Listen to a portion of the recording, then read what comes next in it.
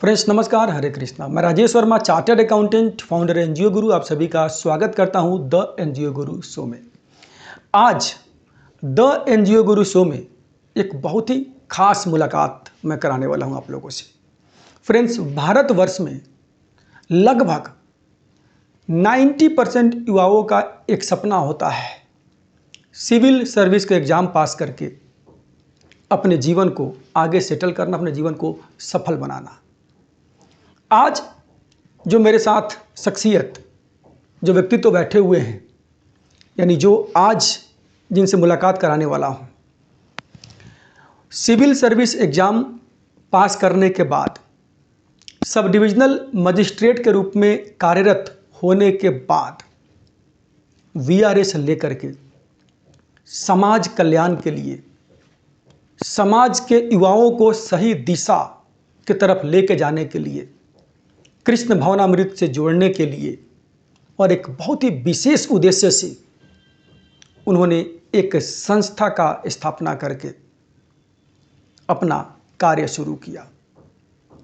आज उनसे मुलाकात में जानेंगे कि क्या वो विशेष उद्देश्य है, किस प्रकार से उस उद्देश्य से आप लोग जो एनजीओ से जुड़ के काम करना चाहते हैं वो जोड़ करके साथ में काम कर सकते हैं, या जो एनजीओ चला रहे हैं ऑलरेडी वो भी बहुत सारे लर्निंग ले सकते हैं उनके काम से, उनके कार्य से, और जो उनका समर्पण भाव है इस कार्य के प्रति और उद्देश्य के प्रति।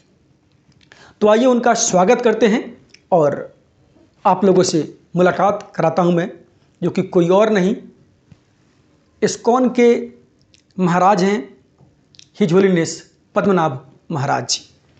प्रणाम, हरे कृष्णा। हरे कृष्णा। आज बेसिकली जो आपका विशेष एक उद्देश्य है, जिस उद्देश्य से आप एक संस्था को लेकर के जो विशेष उद्देश्य पूरा करना चाहते हैं, सबसे पहले मैं चाहूँगा कि आप स्वयं उस उद्देश्य के बारे में हमारे दर्शकों को बताएं कि एग्जैक्टली आप करना वो क्या स्पेशल पर्पस आप सर्व करना चाह रहे हैं। हाँ, जैसे कि भगवान भगवत गीता में कह रहे हैं कि मेरा नाम जो प्रचार करते हैं वो सबसे प्रिय है मेरा। तो ये 18 अध्याय में श्लोक संख्या 68 में भगवान श्री कृष्ण कह रहे हैं।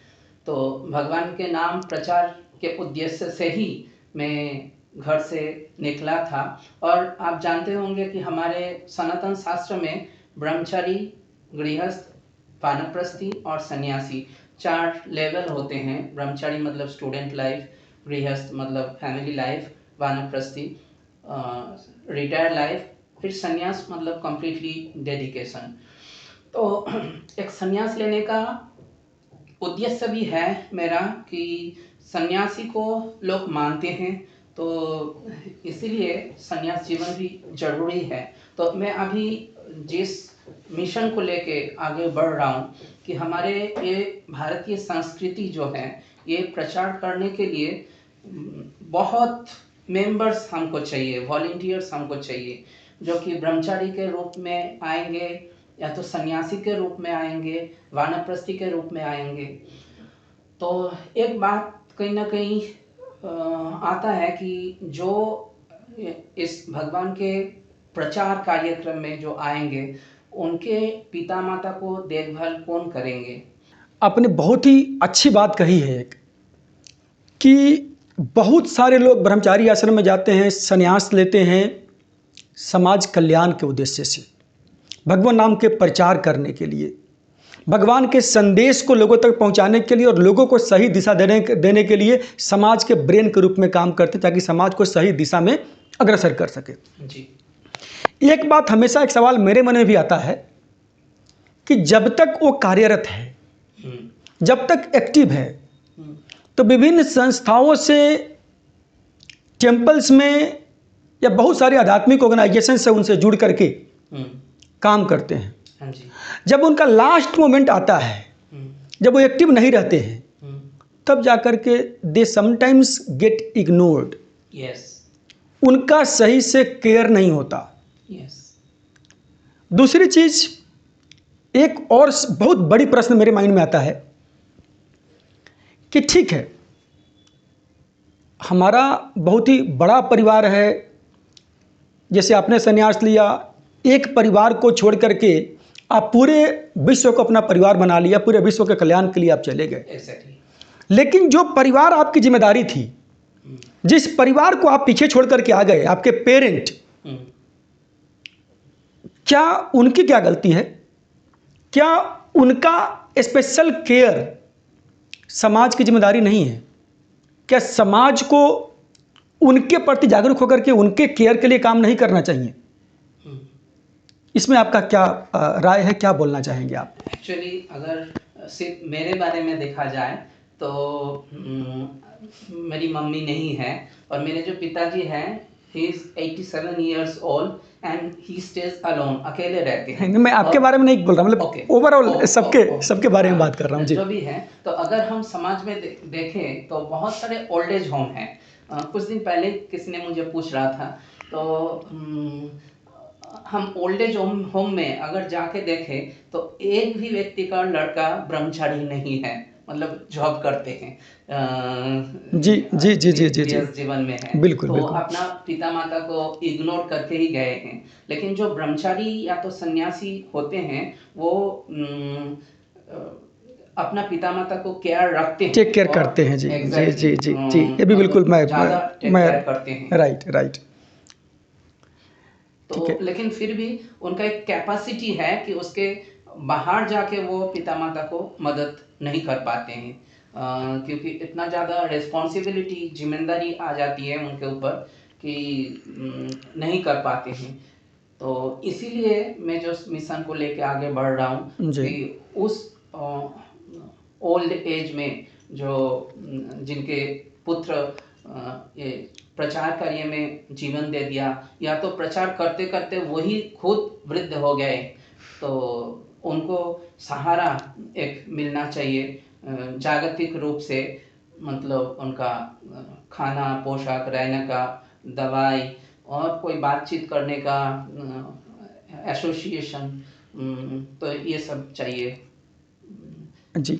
तो बेसिकली जो मैं समझ पा रहा हूँ कि आप ये चाहते हैं कि जो भी लोग ब्रह्मचारी या संन्यास आश्रम में जाते हैं समाज सेवा करने के लिए, समाज में भगवान नाम का प्रचार करने के लिए, उनका जब ओल्ड एज आए, हाँ जी, तो उस ओल्ड एज में उनका केयर करने के लिए साथ में जो उनके पेरेंट है, एग्जैक्टली, जो परिवार को, जिस पेरेंट को वो पीछे छोड़ कर के आए हैं, चूँकि वो भी एक वैष्णव के, वो भी एक समाज सेवी के, या जो समाज के कल्याण के उद्देश्य से घर से निकल गए हैं, उनके पेरेंट हैं, उनके अभिभावक हैं, तो उनके केयर के लिए, उनके ओल्ड एज के लिए आप एक आश्रम का निर्माण करना चाह रहे हैं। हाँ जी, जहाँ पर उनके रहने का, उनके भोजन का, प्लस उनके लिए जो भी अदर व्यवस्था हो सकती है वो सारी व्यवस्था करना, उनके रिक्रिएशन से लेकर के उनके सदगति के लिए, उनका भक्ति भावना का, इन सब चीज़ों के लिए आप पूरा व्यवस्था करके अच्छे से एक अच्छी फैसिलिटीज आप प्रोवाइड करना चाह रहे हैं जी। तो जो ये अपना पर्पस है, इसके लिए एग्जैक्टली किस तरीके से कहाँ पर करना चाह रहे हैं यहाँ पे? शुरुआत में तो वृंदावन में ही मैं करना चाहता हूँ, क्योंकि मैं वृंदावन में ही रहता हूँ और जो लोग आएंगे तो वृंदावन में रहना पसंद भी करेंगे, और अच्छा वातावरण है, उतना पॉल्यूशन नहीं है जैसे आजकल सिटियों में होता है, तो Vrindavan, I have choose the place Vrindavan. तो ये जो सर्विसेज होगा आपके आश्रम का, तो ये क्या कोई पेड सर्विस होगा, फ्री होगा, किस तरीके से इसको, क्या मॉडल इसका रखना चाह रहे हैं आप? नहीं, फ्री है, लेकिन अगर कोई पे करना चाहते हैं, डोनेशन देना चाहते हैं, वो बहुत अलग है जी, तो फ्री है। अल्टीमेटली कहीं ना कहीं सोर्स ऑफ रेवेन्यू होगा, एग्जैक्टली, जहाँ से चलेगा, क्योंकि अगर फ्री करते हैं, डोनेशन भी नहीं लेते हैं, तो फिर पर्पस तो मतलब पॉसिबल नहीं है वो चीज़ें। It will be based on donation, right, those who are capable, जो सामर्थ्य है उनके डोनेशन से ही, दान से ही जी, मतलब जो कैपेबल है उनका, उनसे डोनेशन लेंगे। exactly. जो कैपेबल नहीं है वो अपना फ्री ऑफ कॉस्ट आकर के वहाँ पर रह सकते हैं। exactly. अच्छा, एक चीज़ मेरा सलाह है इसमें, मतलब जस्ट मेरा सजेशन है, क्योंकि इसको लॉन्ग टर्म में लेकर चलना है, परपिचुअल करना है, तो उस केस के लिए यहाँ पर सोशल एंटरप्राइज जो हमेशा मैं अपने दर्शकों को बताते रहता हूं कि अगर एनजीओ को ऑटो मोड में लेकर के आना है, आप चाहते हैं कि आपकी एनजीओ सेल्फ सस्टेनेबल हो जाए, तो सोशल एंटरप्राइज को ऐड करना पड़ेगा। यानी आप वहाँ पर जो समाज की जो भी प्रॉब्लम्स है, उस प्रॉब्लम का सॉल्यूशन करने के लिए कुछ प्रॉफिटेबल एंड सस्टेनेबल आइडिया को लेकर के साथ में अगर चले तो इससे ऑटो फंडिंग मोड पे चला जाएगा।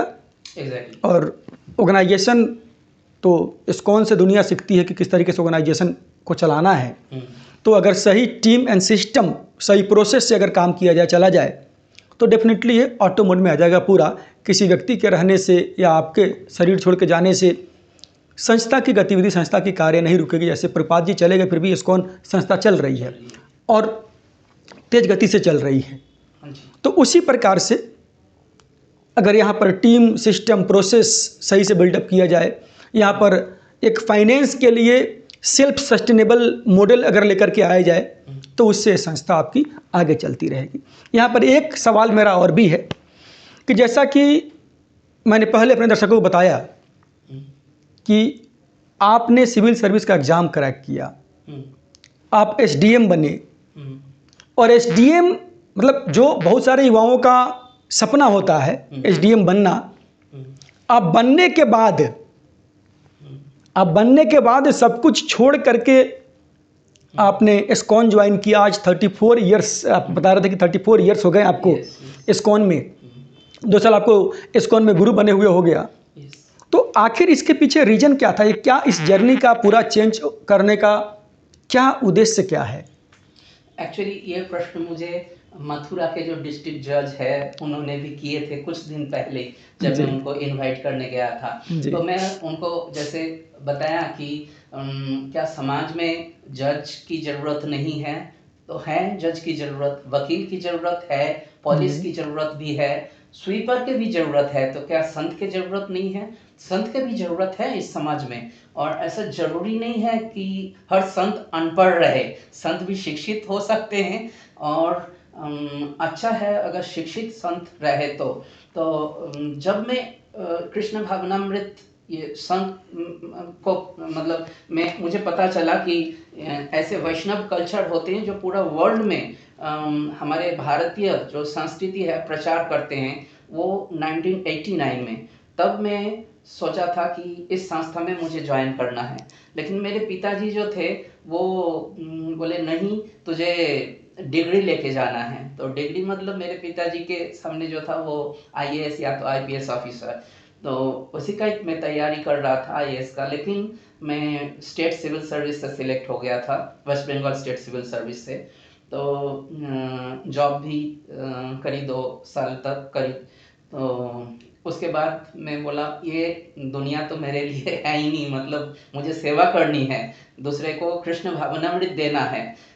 क्योंकि लोग जी रहे हैं खाने पीने के लिए, आध्यात्मिकता को के बारे में कोई सोच भी नहीं रहे। तो ये मुझे पहुंचाना है सभी के द्वार पे। मैं सोचा ठीक है, तो मैं संन्यास ही लेता हूँ, मतलब घर छोड़ के। नहीं, ये बहुत बड़ी एक तरीके से आप समझिए कि इसके लिए ये निर्णय लेकर के इस निर्णय पे चलने के लिए बहुत साहस की ज़रूरत है जो आपने किया है। और महाराज जी, आपका विज़न है, जो मार्गदर्शन है, इसमें जो भी लोग जुड़ेंगे, जुड़ करके बहुत ही अच्छा कॉज आप सर्व करने जा रहे हैं। कि जो डिवोटीज हैं, जो उनके ओल्ड एज के केयर की बात कर रहे हैं, डिवोटीज के पेरेंट केयर की बात कर रहे हैं, और अभी ब्रज में, इससे अच्छा कुछ नहीं हो सकता। तो इसमें मैं इस चैनल के माध्यम से लोगों से आग्रह करूंगा कि जो मैक्सिमम लोग जुड़ सकते हैं इस कॉज के साथ में, वो जुड़िए, और जिस प्रकार से सहयोग हो सकता है सहयोग करके इस संस्था के और महाराज जी का जो मिशन, जो उद्देश्य है, इस उद्देश्य को पूरा करने में अपना सहयोग करें। महाराज जी, यहाँ पर एक बात और भी है। मैं अभी 3-4 दिन पहले आरएसएस राष्ट्रीय स्वयंसेवी संघ के एक नॉर्दर्न रीजन के प्रचारक हैं, हाँ जी, नागेंद्र नागमणि जी। हाँ। तो उनके साथ मैं एक पॉडकास्ट ही कर रहा था, जो पॉडकास्ट हमारे यूट्यूब चैनल पे अवेलेबल है। तो वहाँ पर वो अखंड भारत निर्माण की बात कर रहे थे। क्योंकि एक अनुसांगिक संगठन का निर्माण हुआ है आरएसएस का, अखंड भारत निर्माण मंच। तो अखंड भारत के निर्माण में उन्होंने जोर दिया कि अखंड भारत का निर्माण तभी संभव है जब जो भारतीय संस्कृति है, क्योंकि जितने देश विखंडित होकर के गए हैं, डिवाइड होकर गए हैं, सबके संस्कृति मूल तो वही है, मूल तो वही है, वो थोड़े डिवाइड हो गए, विभक्त हो गए। तो उनको पुनः उनके संस्कृति से, वैदिक कल्चर से, भगवान से उनको जोड़ा जाए, स्पेशली संस्कृति से उनको अगर जोड़ा जाए तो संस्कृति से जोड़ करके पुनः अखंड भारत का निर्माण संभव है। हाँ जी। इस पर आपका क्या मतलब, मैं आपका राय जानना चाहूँगा कि आपका इस पर क्या राय रहेगा? संभव तो है अवश्य ही। हम अभी देख भी रहे कि जो इस्कॉन के संस्थापक आचार्य भक्तिवेदांत स्वामी श्रील प्रभुपाद तो अकेले 70 साल उम्र के बाद अमेरिका जाके पूरा विश्व में प्रचार कर दिया और अभी करोड़ों में संख्या में वर्ल्ड में भारतीय संस्कृति को अपना रहे। तो हम अगर एक व्यक्ति ऐसा कर सकते हैं तो 10 व्यक्ति कितना कर सकता है। और हमारे भारत जो है ये संस्कृति का आधार है, तो इस शिक्षण को लेके हम पूरा विश्व में फैला सकते हैं, प्रचार कर सकते हैं। क्योंकि हमारे भारतीय संस्कृति में जो कहा जाता है कि नशा नहीं करना है, तो ये कौन सी दर्शन है कि नशा करने से नहीं, कोई भी नहीं बोलता है कि गलती तो है नहीं, और व्यभिचार नहीं करना है। सभी धर्म ये एक्सेप्ट कर सकता है। ये ऐसा नहीं कि हम हिंदू धर्म के प्रचार प्रसार कर रहे हैं, हम मानव धर्म के प्रचार प्रसार कर रहे हैं। एक बात और, अगर हम भारतीय संस्कृति की बात करें, हम भारतीयता की बात करें, तो भारतीय संस्कृति में क्या है? पंच तत्व की बात हो रही है। तो पंच तत्व से अलग कौन है? कोई नहीं। कोई पाकिस्तान में बैठा है तो पंच तत्व से अलग तो नहीं हो सकता ना। वायु वहां पर भी है, हाँ। अग्नि वहां पर भी है, जल वहां पर भी है, पृथ्वी वहां भी है, आकाश वहां भी है। हाँ। अगर हम पंच तत्व की बात हमने कर लिया, अब ऐड क्या करना है? अगर हम जो मूल चिकित्सा पद्धति है, आयुर्वेद है, आयुर्वेद से अगर जोड़ रहे हैं तो आयुर्वेद मूल है। आयुर्वेद किसी भी रोग को जड़ से खत्म करता है, जड़ पर काम करता है, सबको विदित है। हाँ। सबको पता है इस बात का। और तीसरी चीज संस्कृति, भारतीय संस्कृति के मूल में आता है, वो है हमारे यहाँ की गुरुकुल परंपरा। हाँ जी। गौरक्षा, पंचगव्य, तो यही तो संस्कृति है। एंड आई थिंक कि आप लोग भी इसी संस्कृति की बात कर रहे हैं। और भी एक चीज है जी, खेती, फार्मिंग। जी, हम कोई लैपटॉप या तो पेन ड्राइव खा के नहीं जीते हैं, नहीं जी सकते, अनाज खा के जीते हैं। जी, तो हमको खेतीबाड़ी भी करनी चाहिए। जी, मैं एक कहीं रील देख रहा था कि कितना भी इंफॉर्मेशन टेक्नोलॉजी कितना भी डेवलप हो जाए, कितना दुनिया आर्टिफिशियल इंटेलिजेंस, मशीन लर्निंग की बात कर ले, लेकिन डेटा खा के इंसान जिंदा नहीं रहेगा। नहीं। आप आपका नेटवर्क से आप लाइव नहीं होंगे, उसके लिए तो खेती ही करना पड़ेगा, खाना ही पड़ेगा। कुछ चीज़ें हैं जो डिजिटाइज नहीं हो सकती है, तो उसमें आपने बड़ी अच्छी बात बोली कि फार्मिंग भी। लास्ट बात एक मैं आपसे चाहूँगा कि जितने भी दर्शक हमारे, चूँकि जो भी दर्शक यहाँ पर हैं, मैक्सिमम लोग कौन हैं? NGO वाले हैं, सोशल एंटरप्राइज वाले हैं, स्टार्टअप वाले हैं, या फिर कोई ना कोई SME बिजनेस वाले लोग होते हैं, स्कूल कॉलेज चलाने वाले लोग होते हैं, और युवा वर्ग बहुत ज़्यादा होते हैं।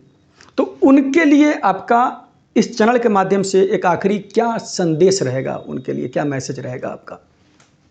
मैं यही कहना चाहूँगा कि सब लोग भगवान श्री कृष्ण के वाणी को प्रचार प्रसार में मदद करें, और डायरेक्टली प्रचार कर सकते हैं या तो इनडायरेक्टली भी। जैसे हमारे जो संस्था हैं जो